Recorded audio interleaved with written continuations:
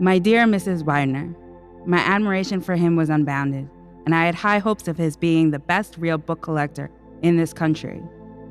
All those of us who knew him talk of him very often, and we are all grateful to you that his books are now so beautifully preserved at Harvard. I wish that our grief for him were able to lessen yours a bit. Very sincerely yours, Belle da Costa Greene. It's 1914. As the second anniversary of the Titanic's tragic sinking draws near, Belle pens a heartfelt letter to Mrs. Eleanor Elkins Widener, still mourning the loss of her husband and beloved son, Harry, on that fateful voyage. What binds these two women is more than shared sorrow. It's a mutual devotion to honouring Harry's legacy. A passionate book collector and recent Harvard graduate, Harry's memory was the inspiration for what will become one of the world's great academic libraries, the Harry Elkins Widener Memorial Library at Harvard University. Olive complexion, green eye reflection, proud black lady, but maybe not in detection. Not cause neglection, we're talking early 1900s. Her moms chose to pass, kids took direction.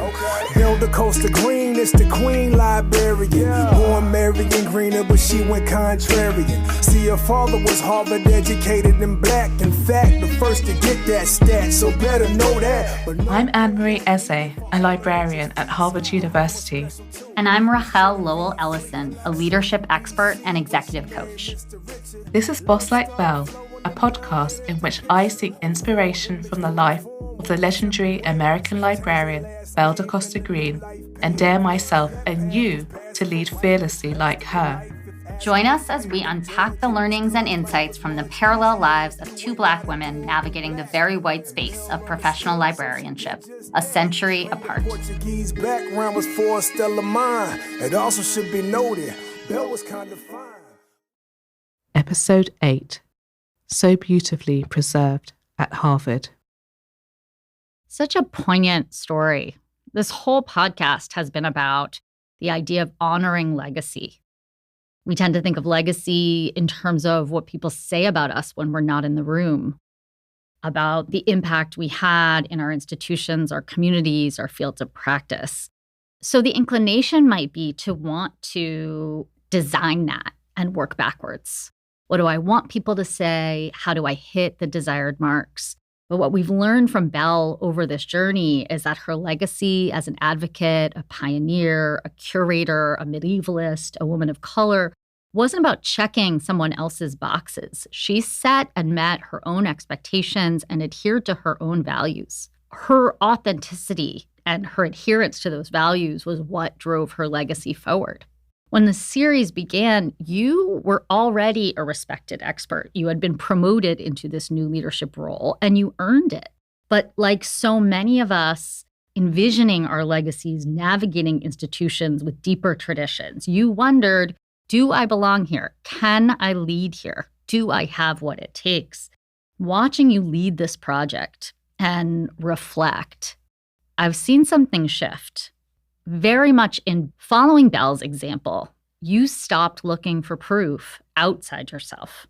You started episode by episode, step by step, trusting the voice within you, your intuition, your knowing, your distinct way of seeing things that others tend to overlook. And that's what got you to this place, right? Not trying to design or reverse engineer an outcome, but to arrive there through your natural talents and by trusting what you're bringing to the table. It's one thing to curate history. It's another thing to recognize that you're shaping history too now. So that's what's on my mind as we come to the conclusion of this podcast series. It's just remarkable and so exciting to me that as we wrap up this series, you are diving into this new and exciting role. It's just remarkable. Can you tell us about the role and what excites you about it, how it came to be? Yeah, I'd love to talk about that. We'd always envisaged this being an 8-part series for the podcast, and I was wondering like what might be a kind of natural ending to this series when I was asked to take on this role. And the more and more I learned about the role, and the more I thought it's actually the perfect way to end the podcast, because as I'll share in a minute, there are also some really fabulous parallels with Belle as well. So my new role is director of the Public Engagement Project. So I'm still at Harvard, but I'm going on a secondment, so a temporary leave of absence from Houghton Library to work next door at Widener Library. And basically, what I've been asked to do is rethink how one of the world's premier academic libraries connects with the public. And the kind of keystone or capstone of the project will be a new Discovery Centre in Widener Library, which should open in fall of 2026. And this is a space that will make Harvard's collection spaces and research more accessible and engaging for everyone. And I'm so excited about it because Widener Library is not currently open to the public. And so it's really kind of like breaking barriers, like literally physical barriers. It's all about sharing knowledge, creating a space where scholars, students, and the public can come together to learn, explore, and be inspired. And so what kind of really struck me when this opportunity came my way, the parallels really between my career and that of Belle, because, a century ago, she was in her first year of her role as director of the Pierpont Morgan Library, its inaugural director. And she was embarking on transforming the library from a private collection into a public research institution. And so she oversaw several measures that expanded public access to the collections and curated exhibitions to engage both scholars and visitors alike. So I really see these kind of like parallels between our careers and these points. And so it seemed to me that this was a kind of natural way to end this series of the podcast. I couldn't agree more. It's amazing. I mean, I can see how Belle's example from 100 years ago is going to provide such an interesting roadmap. And you will certainly add your unique, authentic perspective here that's different from Belle's, but she's modeled so many wonderful things. And it struck me when you told me about the role. Do you remember that it was just over a year ago when we started the podcast that you organized this promotional photo shoot in the Harry Elkins Widener Memorial Room? Yeah, I'm laughing because now looking back, that was a bit of a bold thing to do. And it was also a lot of fun and maybe a strange way to start a podcast. I think at that point, we'd only maybe recorded one episode. So it was a bit weird to do like a Well, we'd been talking about it for a while. We had been talking about it for a while, but it was for me like a real, mark of confidence that the series would continue and that we would complete it and we would need photos to promote it, right? So I guess I was inspired to hold the photo shoot in the Harry Elkins Widener Memorial Room by the fact that Greene had visited the library in the 1920s and signed its guest book. But what I didn't know at the time when we did the pictures there is that her connections to the Wideners actually ran deeper than her just visiting the library in the 1920s. What did you find out? Tell us more about that relationship. Yeah, so Greene and Harry Elkins Widener were close in age. They knew each other and they corresponded. And she was kind of like a mentor for him in a way. She encouraged his book collecting and broadened his network by introducing him to other bibliophiles. She even recommended him to join the Club of Odd Volumes, which is one of these men-only clubs for bibliophiles here in Boston. She was incredibly saddened by the premature death of her friend, and she sent condolences to his mother, Eleanor Elkins Widener. And I found that she had actually visited the library on multiple occasions before, even including before it had even opened to the public. And she described it as incredibly huge and very dignified. And one thing that I was really surprised to find out actually is that Greene actually helped shape the early direction of Widener Library because she recommended to Mrs. Widener its first two librarians. And so her kind of imprimatur is on the library as well because she kind of was responsible for the first two people to be appointed to run the Harry Elkins Widener collection. That's fascinating. So, again, when you told me that you had this new role focusing on opening up parts of the Widener Library where we had been posing with the book where Belle had signed, it floored me because you couldn't have designed this. There was no structured plan to take that picture and then to manifest this role, right? Yeah. This was just a series of magical coincidences. Absolutely. I was thinking about that as well. And, I'm a big believer in the power of like visualizing, manifestation, etc. And, even I think in the first episode of the podcast, I talked about how Greene was a kind of like vision board personified for my career. But, as you rightly said, none of that was planned. Like I wanted to do the photo shoot in Widener because I wanted to show what my kind of like professional connections were to Greene, right? I had no idea that literally like just over a year later, that would be my job to figure out like how to activate that space and open it up to the public as well. So it's really amazing how this has kind of come full circle. But again, like not planned. Like it's really quite remarkable. I mean, it goes back to this question of legacy, right? You can't design. You can't design this. And I wonder, when you took this new role, who were you inspired to speak with about this journey? Yeah, so the role and the project, the public engagement project, is the brainchild of Martha Whitehead, and she's the vice president for the Harvard Library and University Librarian. And so early on, it was her who I spoke to about the role. She's the one who asked me to do it, and I wanted to get a better understanding about the project, her hopes for it, before I accepted to do it. And of course, I was really enthusiastic to take on this really important project. So we're going to hear now directly from Martha. She's also a very impressive Belle boss type lady. My name is Martha Whitehead. I'm Vice President for the Harvard Library and University Librarian, the Senior Administrator at Harvard who is responsible for the university's libraries. So I report to the Provost, and I work with others in university leadership as well as people across the library system.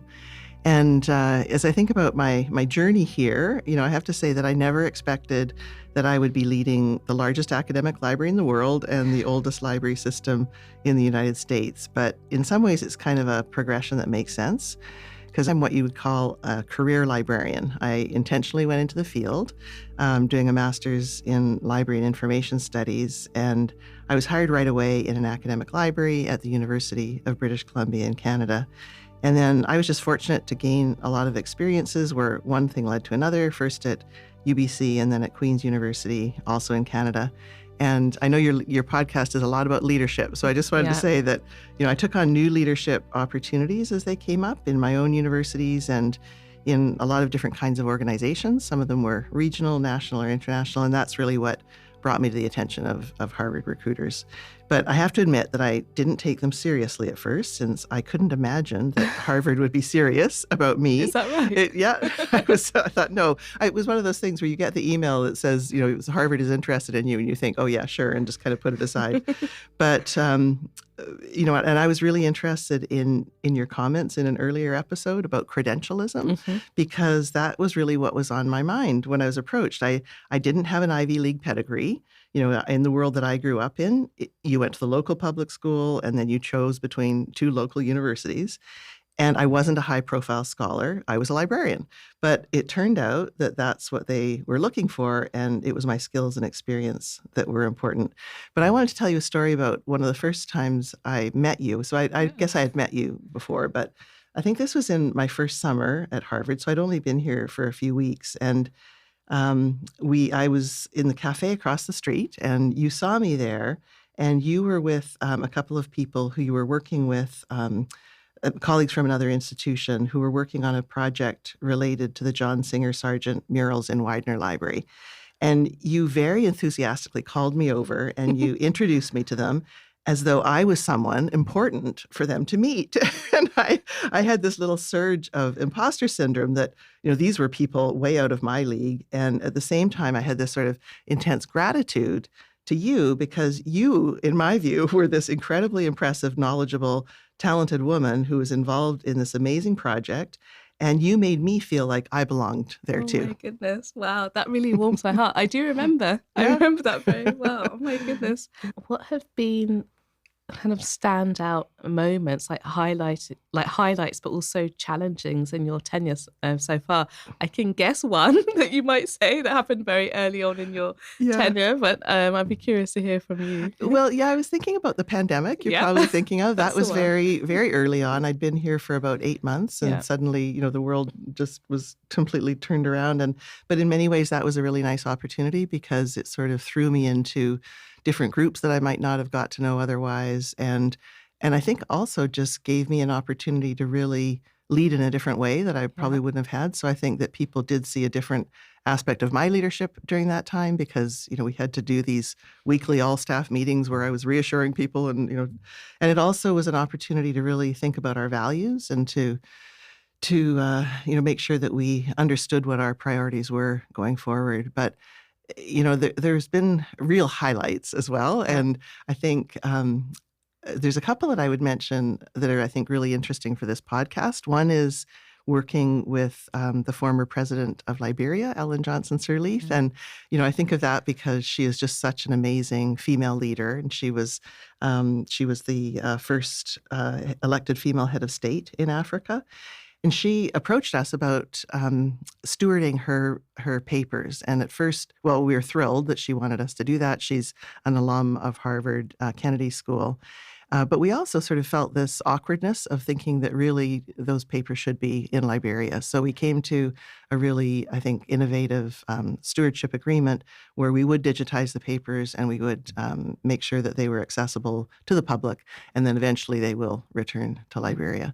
And I do remember this wonderful moment of meeting her. She came to sign the official agreement, and I had a few minutes in our office together alone, and I took the risk of asking her a kind of personal question about just how did she manage through this life of a lot of, really challenging moments, including being imprisoned when she spoke out about the military government.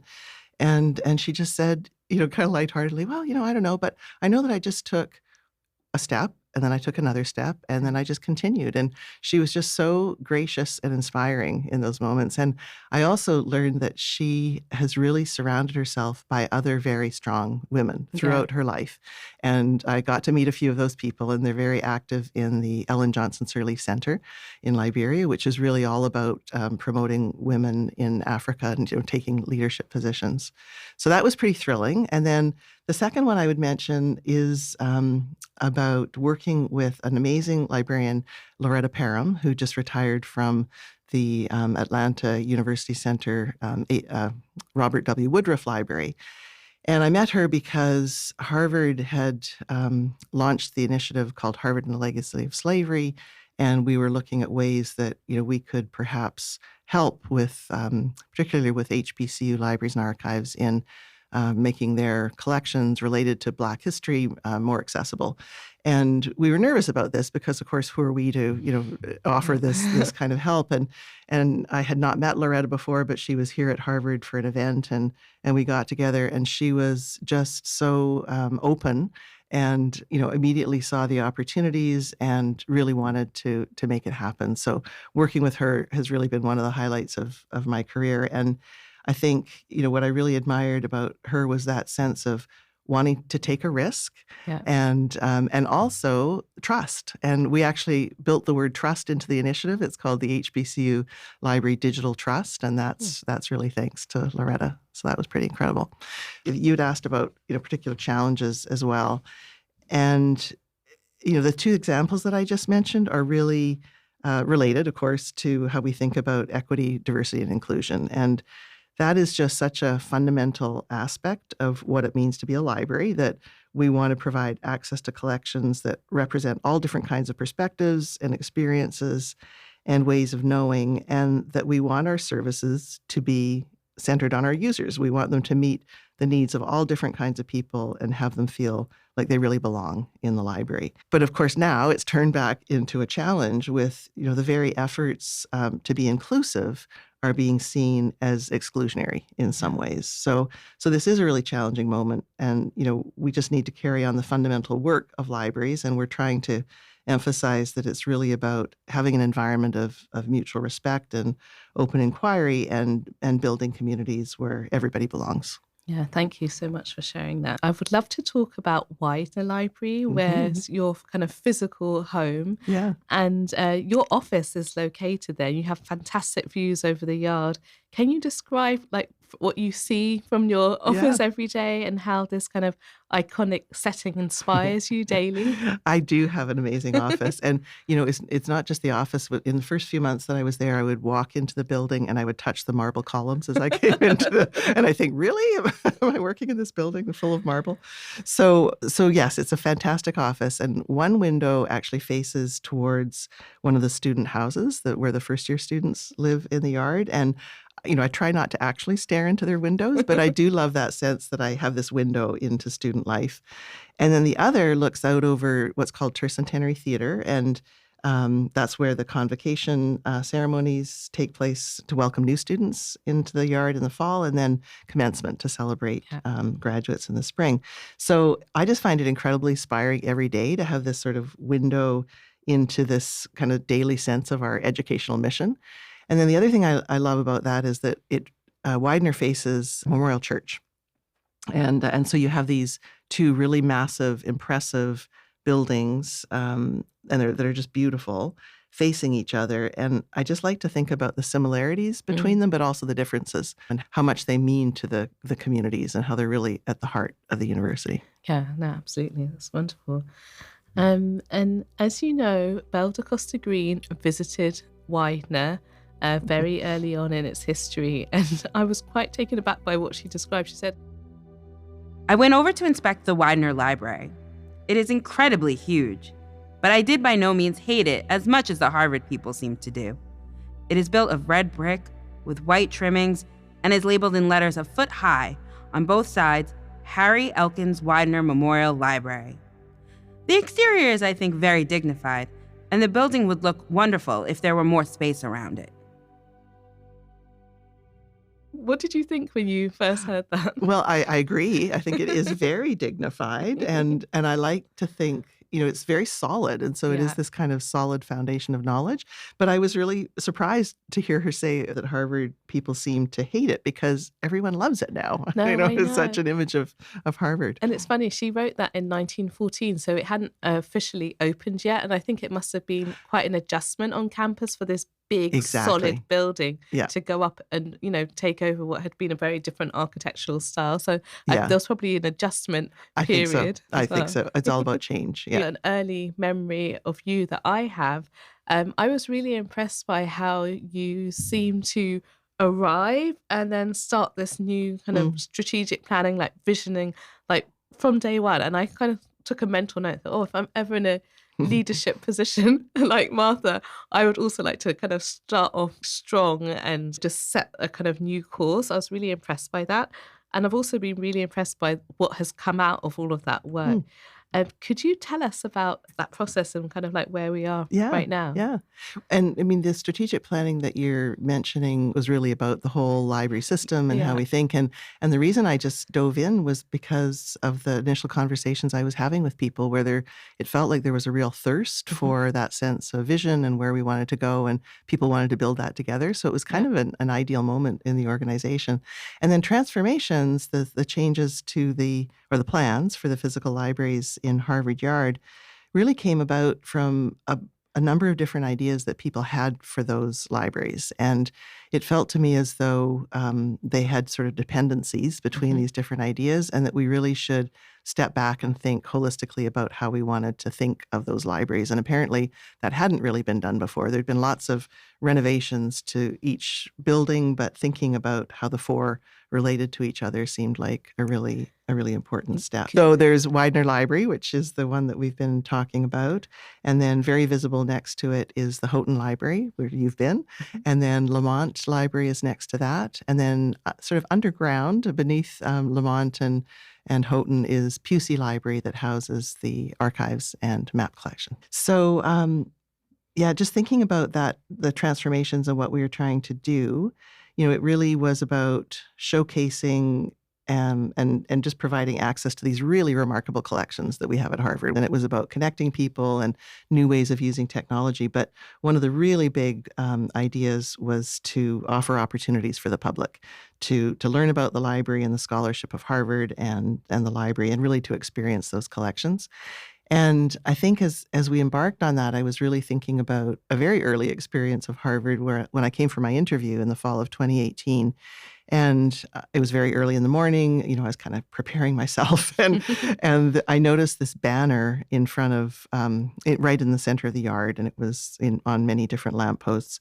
But it said 200 Harvard Map Collection, 1818 to 2018, and then it had a subtitle, "Free and Open to the Public." Yeah. So I just stopped and looked at that, and I thought, this is why I want to be here, because it has this incredible depth, this history, this sort of breadth of collections. And of course, the map collection is truly remarkable, but not the only one, right? There's many like that. But then that idea of being free and open to the public, and that Harvard was committed to sort of breaking down this image of elitism and really welcoming in the public and sharing what we've been able to do over the years. Oh, that's wonderful. And could you say a bit more about the transformations with regards to Widener Library in particular? Yeah. So, Widener is such a symbol of Harvard. Again, this morning, there we are in the newspaper on the front page. There's Widener Library, right? This must be Harvard. Yeah. But it's funny because it is that iconic symbol, and yet for most people who walk up to the doors, they're turned away. So for me, it has just felt really a shame that this great symbol of knowledge is actually a closed door to knowledge. Yeah. So what we would like to do is really provide an opportunity for people to come in, and this can be new Harvard people as well as the public, but just really to get oriented to what the library does, but also what is happening at the university in terms of scholarship and connecting that scholarship with the public. Yeah. So we want to create a number of galleries, and we have a first plan for a gallery to open maybe in a year and a half, we hope. And then from there, we have other ideas about how we want to extend that. So we'll have exhibitions and events and tours and hopefully really engage people. It really is about, I would say, bringing academic excellence to life. Yeah, it's such an exciting project. And every day when I walk into Widener, there are often tourists who are hammering to come in. Exactly. And then the other morning, there were some people really quite early. And I thought if I wasn't rushing to a meeting, I would have actually just said, do you want to come in as my guest for 15 minutes? And I'll just show you around, because I really felt sorry for them. And they seemed so disappointed not to be able to come in. So, I think this is going to be such a game changer to how we interact with the public and welcome people on campus. So, thanks so much for sharing a kind of preview of some of the changes that are going to happen at Widener Library. I'd love to hear from you why you think it's particularly important right now for places such as Harvard to be opening up more to the public. Yeah, so, every university administrator I've worked with has really had this commitment to not being an ivory tower, to really breaking down those barriers. And I think that anything that we can do to break down that image is something that we absolutely need to do. And really the library is this center of knowledge for the university. So if the university wants to be more accessible, then the library absolutely needs to be more accessible. And I know that we're not going to convert, all the skeptics about higher education, but we will touch some people, and that will make a difference. And I want to quote one of your guests in an early episode of this podcast, Banalakshmi Nepram. Oh, yes, So she was talking about the feeling of entering one of our libraries, and she said, it evoked history, it evoked care, it evoked knowledge, it evoked connections between different worlds. And I just thought that was really beautiful. I played it a few times, that idea of care and connections. And if we can convey that through what we do, we'll have a real impact. Oh, that's wonderful. Bina will be so thrilled that you quoted her. She's in love with this place and really had such a transformative experience fantastic. Here. So I was utterly thrilled to be asked to be a part of the team to, lead the opening of the Discovery Centre and public engagement for the library. What are your expectations of me? Could you share that in this audience? And also, what advice do you have for me just to kind of leverage this moment, this secondment from Houghton to Widener just for my own career? Yeah. Well, I am so thrilled that you agreed to take on this role. It's really fabulous. And, I think in one of our early conversations, you talked about your purpose statement, and I know you've talked about it on this podcast as well, and that you want to make people feel at home in historically exclusive places and entitled to participate. So that's my biggest expectation, is that you keep that as your North Star. I think that will be really important. And then I want you to boss like Belle. And that, to me, that means being confident in your expertise and ideas, being bold. And I'll say the other day in one of our project meetings, I was listening to myself and others muse aloud about various things. And I almost stopped and said to you, don't pay too much attention to us. So, you have to take all that in and weigh all the various factors of things that you're learning from various people. But in the end, it's your expertise and your vision that we want to see come through with this. So I think it's going to be amazing. And then as I think about what it means for your career, I think it's just going to be a fabulous opportunity. I think that, in Houghton, you took a step from a specialist role to a leadership role, but you were still in a very specialized area. So now you're taking a step into a bigger sphere that's related to the broader library, and that means it's full range of disciplines and services. So my advice is just to soak that up and just see what you learn from all of that. And you're going to be building new networks and gaining a lot of experience in the classic leadership trick of leading through influence. Yeah.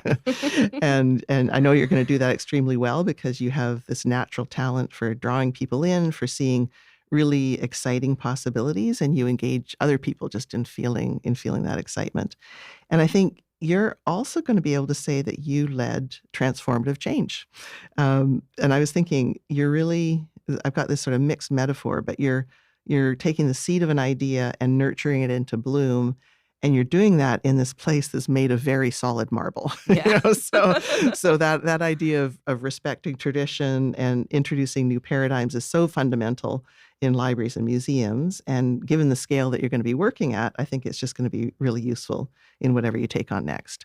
And, I'll say, I would love you to take my job at some point, but, but I know that, probably you'll want to stay closer to your subject expertise as a medievalist, but whatever you do, I think having taken on this new challenge is really going to help you in your other endeavors. Thank you so much for sharing such words of wisdom. But also, it's always fascinating to see yourself through someone else's eyes, especially someone who you respect and admire. So I'm going to be playing that on a loop as inspiration. And it's on record now that you said, ignore us sometimes. I know, exactly. I'll playing that back to you. Thank you. You've given me a lot to think about. Great, thanks. All right, so now we get to Belle. So you recently visited the Morgan Library and Museum's exhibition on Belle da Costa Greene, and I'd love to hear what your impressions were about it and how it particularly resonated with you as a librarian. Yeah, it was a really fabulous exhibition. And yes, I think it was full of librarians being very excited about everything that they were seeing.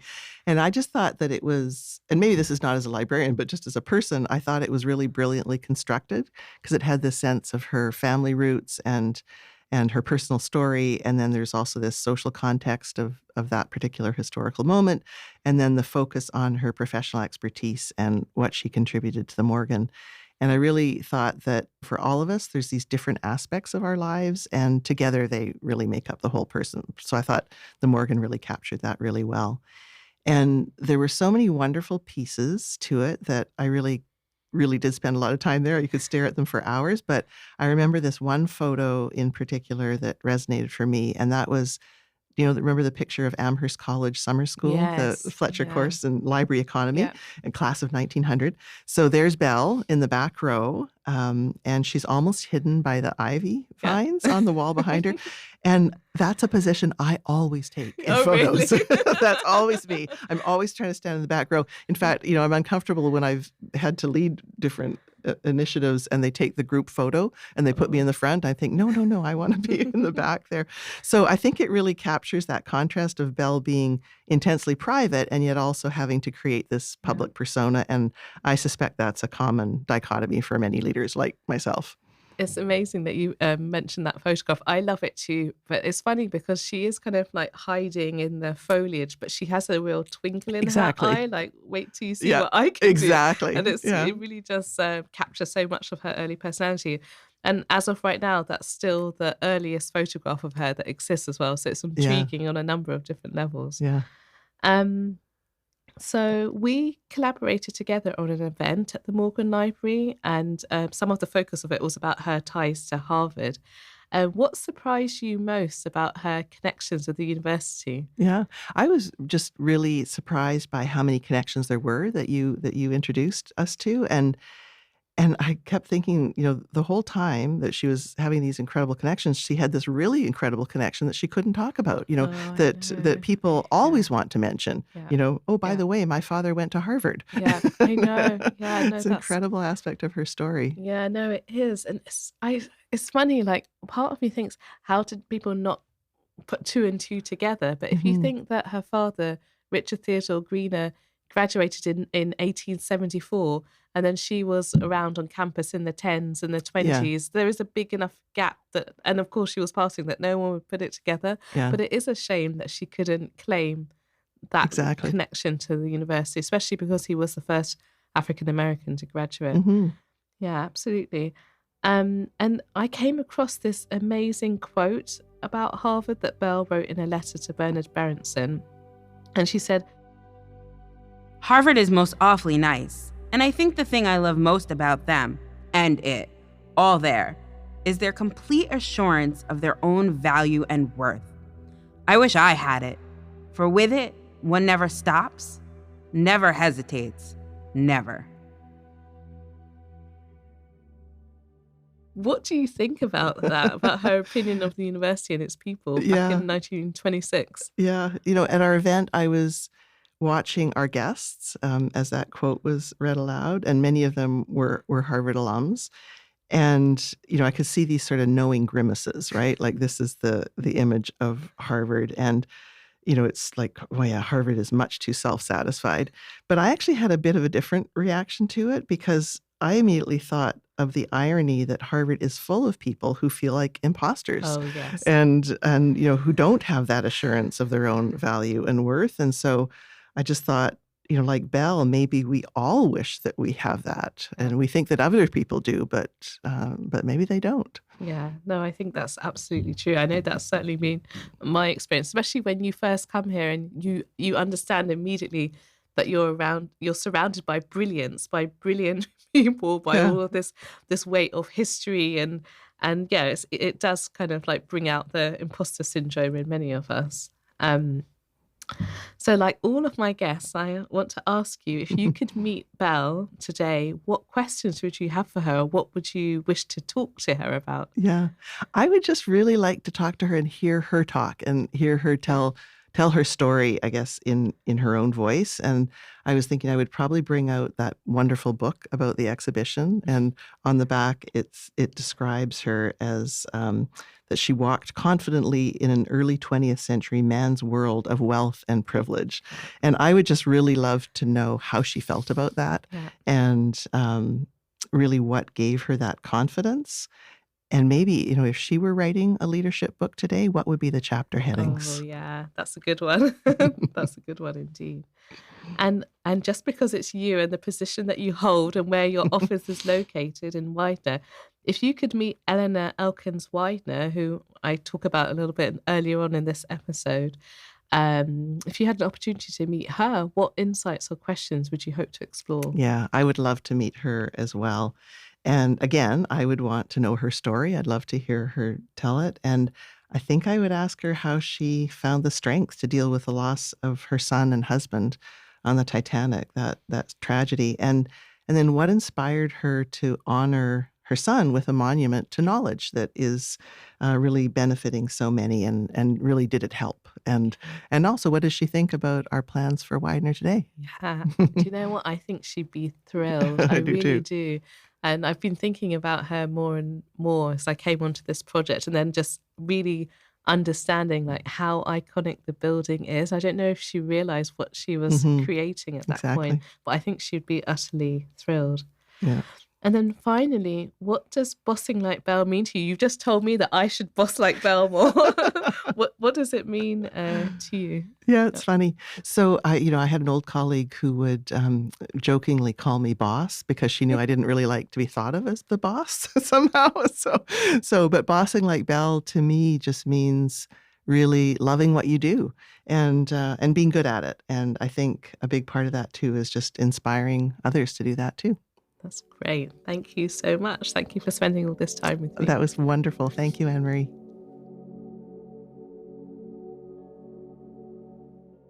Anne-Marie, as we near the close of this episode and this series, I want to pause and really center your journey. Not just what you uncovered about Belle, but what you've uncovered about yourself. We started from imposter syndrome, and it struck me this moment in your conversation with Martha that she mentioned imposter syndrome as well, right? And such an important reminder of how we all have these mental checklists sometimes that we think we need to have X, Y, and Z in order to feel that we belong. She reflected not just on your leadership, but on your purpose, that you see yourself as this figure welcoming people into historically exclusive places, helping them recognize that they're entitled to participate in this larger cultural discussion. And you invite them to do that. And she affirmed that. Martha affirmed your intuition, your vision. She even said, don't pay too much attention to us. And that moment felt like handing over the trust, right, from one leader to another. What has it been like to receive that kind of trust? And how have you learned to offer that trust to yourself? That's a great question. And I'm so emotional hearing you talk about the end of the episode and the end of the series. I just want to sit with that for a moment. But with regard to Martha handing over this trust to me, it's been very humbling and also very gratifying to feel acknowledged and seen. And I feel like she and others on her team really see my skills, my talents, but also my purpose, like you said, and how they all coincide perfectly to meet the needs of this particular project. So it just feels like the sweet spot of like institutional need, personal talents and passion. And you really can't get better than that. So true. So true. Belle became a vision board for you, a human vision board, not in terms of titles and action steps that she took, but how you wanted to feel and how you wanted to see yourself. And I've seen that so clearly. We all have throughout this podcast series.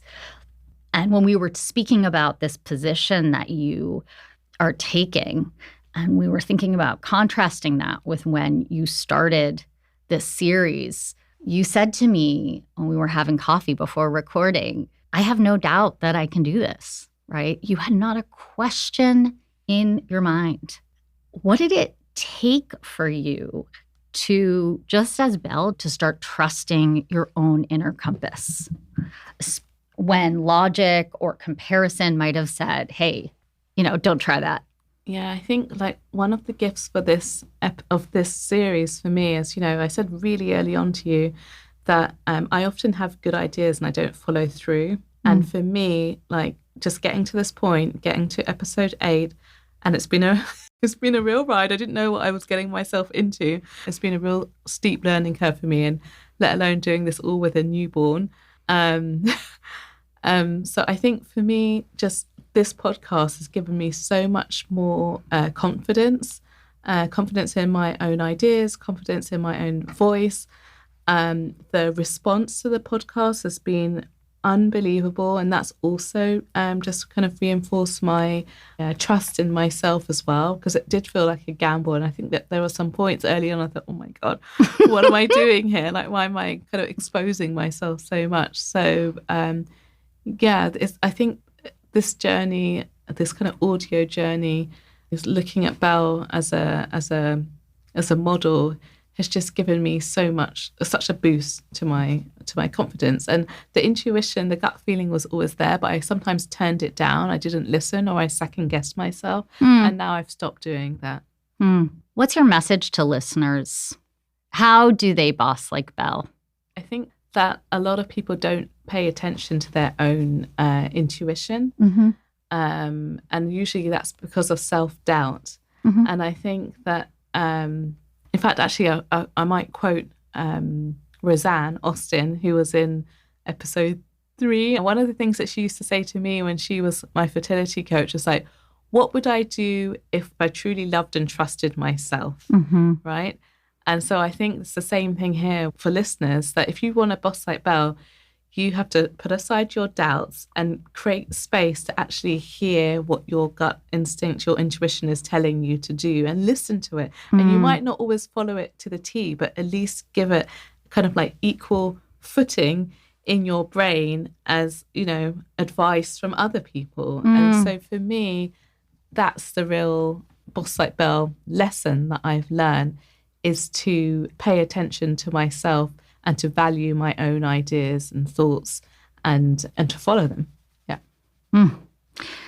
You have uncovered so many stories about Belle that are jaw-dropping, right? These amazing moments. But what I think has been so powerful is the moment you just described, right? This transformation that you've had, where you've learned to accept and celebrate the power that you have, the intuition, the clarity, the courage to lead the way you want to lead, not trying to do it in anyone else's image, right? So you've learned and you've drawn so much inspiration from Belle. But this journey is all Anne-Marie, right? Well, it's funny because I was actually thinking it's not all me. It was also a journey for you. So if I can turn the mirror on you for a moment, like, what's your reflection of coming on this journey with me? I was your client, essentially. We ended up being podcast co-hosts. Yeah. Like, I would love just to hear from you as well. It's interesting. We have been co-hosts on this podcast, and we, our coaching relationship changed, and certainly because we're in a public context, it had to change. It has been such an honor and a joy to watch this transformation and to have record of this transformation. When I know, how massive this change has been for you, right? And miraculous. It has been one of the most powerful professional experiences for me to be invited into this journey with you and to watch you tune into your intuition the way that you have. You've shown Belle in her legacy. You've shown thousands of people how to do that. And I couldn't be prouder of you and couldn't be more impressed and honored to be a part of it. Thank you. I'm so emotional. I think we need to do one big high five, like we did it. We did what we said we were going to do with everything that's happened in between. So high five. High five. It's the Belle of Belle da Costa Greene. Medieval flow. Hey listeners, as I close this season of Boss Like Belle, I want to thank you for walking this leadership journey with me. When I began, I drew strength from Belle da Costa Greene's audacity and from my co-hosts and so many of the guests who joined me. Through their stories and my own, I learned that leadership isn't about waiting for permission. You do not need to wait for permission. You're allowed to claim your story, to learn in public, to build coalitions, to ask for mentorship, and to mentor others in return. You can advocate audaciously, and when you feel like giving up, stay for one more day. Miracles and breakthroughs often wait just on the other side of doubt. Podcasting has given me a way to connect, imagine, and build with you. If these episodes have inspired or encouraged you, please take a moment to rate or review Boss Like Belle on your favourite listening platform. Even a few words help others discover these stories. And if you can, please share the podcast with friends or colleagues who might need these conversations. As we move forward, let's all lead out loud and create spaces where we can boss like ourselves, fearlessly, authentically, and together. Thank you, truly, for listening, for believing, and for building this Boss Like Belle community with me. Elected fellow Medieval Academy of America. The second woman and the first person of color. Miss Belle da Costa Greene, unlike any other. The Boss Like Belle podcast is created by Anne-Marie Eze. Hosted by Anne-Marie Eze and Rachel Lowell-Ellison. Produced by Anne-Marie Eze and Diego Senor, executive producer at Les Central Podcasts. Edited by Nicole Pizarro at Les Central Podcasts. Sound engineers Clayton Scoble and Brian Leach at Harvard Library. Special consultants Philip Palmer and Erica Chalella, co-curators of the exhibition Belle da Costa Greene, A Librarian's Legacy, the Morgan Library and Museum. Belle's voice is performed by Erica Chalella. The Ballad of Belle da Costa Greene, composed and performed by Big Piff and under license from Big Piff. All other songs are from Pixabay.com platform. Soothing Meditation by Dana Music. Meditative Soundscape by Crab Audio. Music for Meditation and New Composition 2 by Sarah Ermeloff.